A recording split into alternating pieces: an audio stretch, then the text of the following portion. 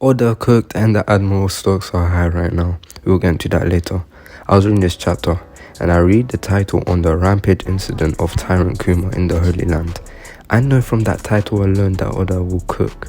Anyways, we start with the title and Kuma actually terrorizing Marijoa using Ursa shock and whatnot until the goat Akano pulls up and tells Kuma, "Lil bro, you gotta stop that shit or else we're gonna have some problems." Then Akano gets pissed when he realizes he's talking to himself and hits Kuma with a hellhound. Akano got my boy Kuma looking like Whitebeard out here. This panel is literally identical to the Whitebeard panel in Marineford, just on different sides of the heads. Blows half of his brains out cause why not? You got my boy Kuma running like Sentomaru from Kizaru. Anyways, for plot purposes and Kuma still having to finish his unknown goal, he escapes from Akano. This bitch ass celestial dragon basically called Akano a fraud for failing to kill Kuma. I'm surprised Akano didn't attack and disintegrate him, but to be fair, it is a celestial dragon. We cut to a quick Bonnie flashback. Nobody cares about that. Then we get back to Egghead, which is what everyone has been waiting for. We get to see what looks like a Snake Man Luffy clashing against Kizaru.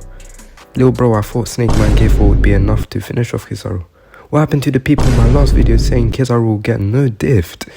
Anyways, they exchange dialogue and Kizaru flies out of Egghead, charges up a light speed attack and proceeds to send Luffy flying through the Vegaforce 01 with a kick. Guys, listen, the cope is real right now. To you guys who said Kizaru will get no dift, you guys are saying Luffy couldn't see because of the light. Like what? Guys, what happened to Future Sight? What happened to observation haki? Also, I'm pushing the agenda somewhat, but Kizaru looks relatively unfazed when facing Luffy with Snake Man, while Kaido was getting hit left, right and center. Now, Luffy has to use Gear 5 against an Admiral. The real agenda will start cooking when Luffy uses Advanced Conqueror's Haki with Gear 5 against Kizaru. But the fact people still can't accept Luffy got blitzed is just sad.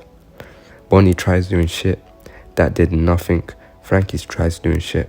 Kizaru goes off to where the rest of the Straw Hats and Vegapunk are. Vegapunk manages to crack the code that York put up to the dome, but Kizaru pulls up out of nowhere.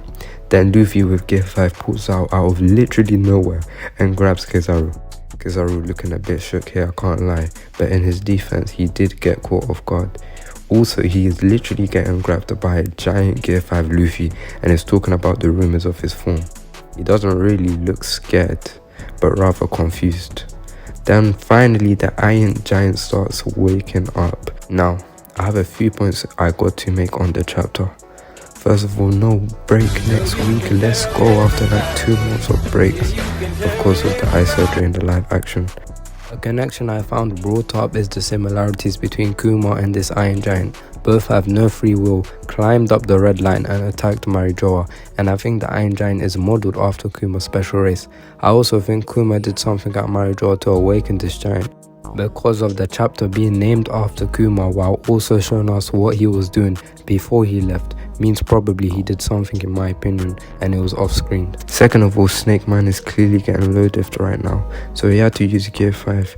If you cannot accept this fact, then you must be reading Two Piece. Luffy literally got blitzed in his second strongest form. This is literally not a debate. However, Oda's being really inconsistent with Haki. It's like you're using Gear 5 but not Advanced Conqueror's Haki. At this point in the story, we can't even tell the difference between all of them. But it looks like Luffy is grabbing Kizaru, meaning he has to be using one form of Haki. And in this panel right here, Kaido states that Luffy is using Advanced Conqueror's Haki, while Luffy's arms don't have lightning on any Haki coating, so Luffy could be using it right now. Second of all, I personally believe Kizaru has awakened his Logia fruit, and clearly from the fact Kizaru is not going full power. It would be really nice to see an awakened Logia for the first time, but we've been hinted that it manipulates the environment permanently. Because of Aokiji and Akanu's fight in Punk Hazard, we don't know what is gonna happen, but yeah, we'll see. Third of all, this Iron Giant is confusing me. Like when Luffy was fighting Lucci in Gear 5, it didn't move, but it's deciding to move when Luffy uses it against Kizaru. Like what?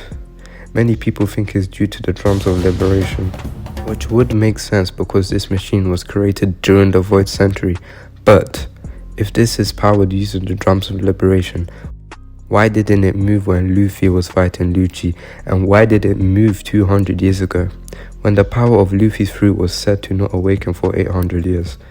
I don't think there was a user of Luffy's fruit 200 years ago, because even Zunisha stated, "I haven't heard the drums of liberation in 800 years. So I think it's to do with something else, but this was a banger chapter. I think this Iron Giant will cause the event that will shock the world in the upcoming chapters. If Kizaru gets defeated, this will not shock the world, as Garp is missing, but the Egghead incident is stated to be much more important. Hopefully we get to see some void centering information and more power scaling next chapter, but yeah. Thank you so much for making it this far. If you enjoyed this video, make sure to like, subscribe, leave your suggestions and opinions in the comments, but yeah, peace.